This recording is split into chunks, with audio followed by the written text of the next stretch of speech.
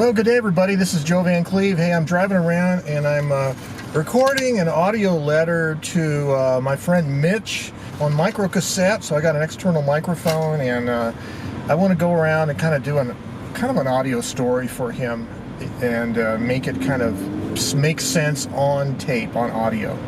Well, Mitch, I'm over at Altura Park in the near northeast part of Albuquerque. This is a really nice old neighborhood.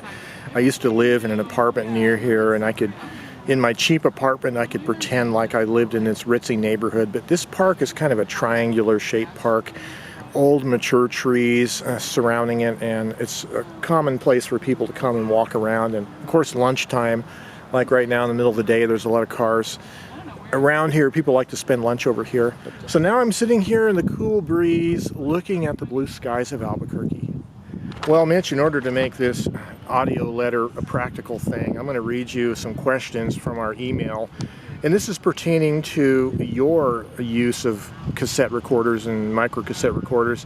So how long have you been into taping and using tapes, especially micro-cassettes? Now, pertaining to audio production in general, Mitch, I've always had a great fondness for radio stories, the kinds of radio productions that you could listen to and it would immerse you into another world. While I've been recording this audio letter to Mitch, it got me thinking that there used to be a thing called tape clubs. And tape clubs were clubs where people had this social environment where they would compete against each other, in a sense, on how well they could capture audio recordings. Often it was location sounds. I think we've gotten away from clubs in general, at least in the United States. Maybe in places like Great Britain, they might still be more prevalent. But it used to be in the mid-20th century, America, everything had a club. If you had an interest in something, somebody would have made a club about it. And I'm kind of still of that old school mentality that we always need a club, whether it's a typewriter club or a tape recorder club or something. The other parallel thought in this vein is the idea of tape letters, which is what this video is about. Tape letters used to be popular back in the day when Super 8 and 8mm film was expensive. It was impractical to do a family letter overseas on a 3-minute reel of film if it didn't have any audio. It was difficult, also expensive, to do long-distance phone calls, especially overseas.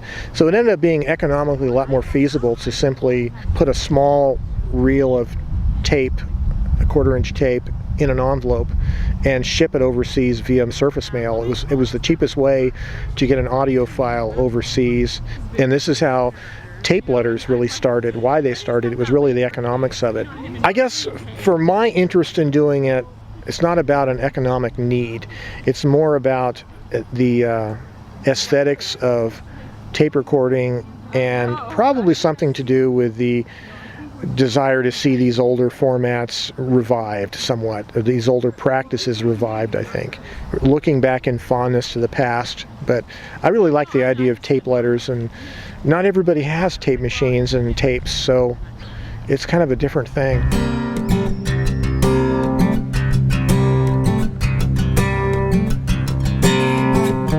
Well, I'm back home and I'm done recording my audio letter to Mitch, and I was using the Pearl Quarter Olympus L200.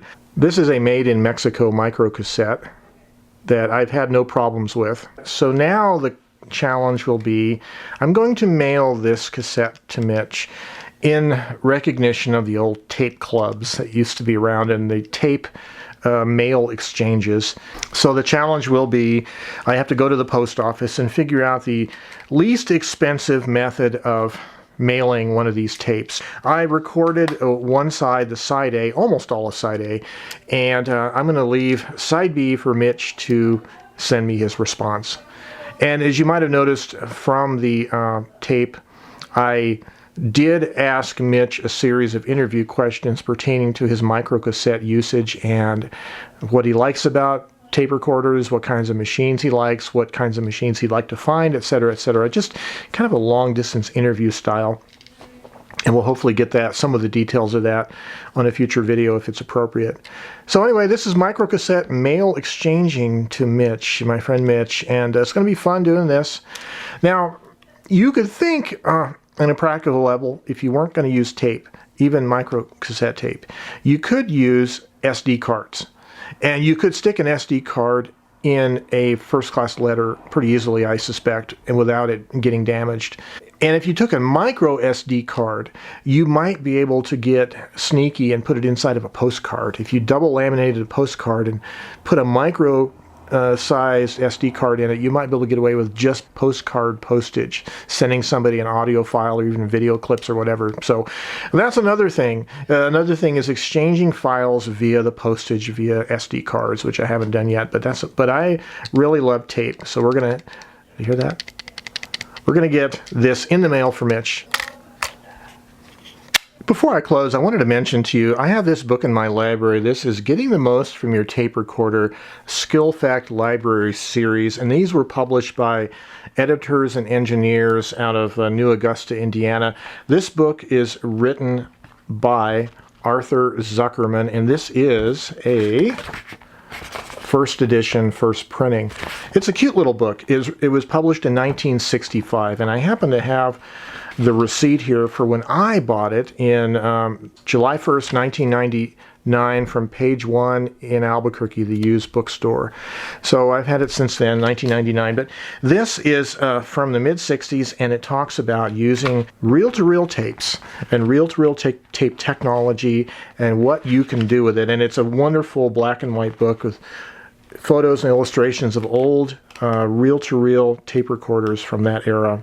Here's a cute photo of a kid with a reel-to-reel tape recorder. Some of the categories of subject matter in this book are very cool. So, for instance, building a tape library, about tape recorders, the proper way to use microphones, taping from a radio or phonograph, special effects. Now, this has very cool information about how to make your own special effects sounds, and like they do in the movies, like Foley sounds. Special uses of tape recorders, like tape correspondence, speech rehearsals, business slideshows with sound effects. And fun with a tape recorder, which is really cool, was like continuous music tape recorder games for parties and preserving the party on tape. And then how to make sound effects, which is very interesting. Editing and producing tapes and caring for your recorder. Very cool book, and it's one of those old kind of books that they don't make any more them like this. And there was a whole series of books in this Skillcraft series, like home repair of small appliances, electric motor wiring, ignition systems, ham radio, etc., etc. So this is a cool book, and it's one of those classic ones I value for my library, but it's essential for the tape recorder enthusiast, I think.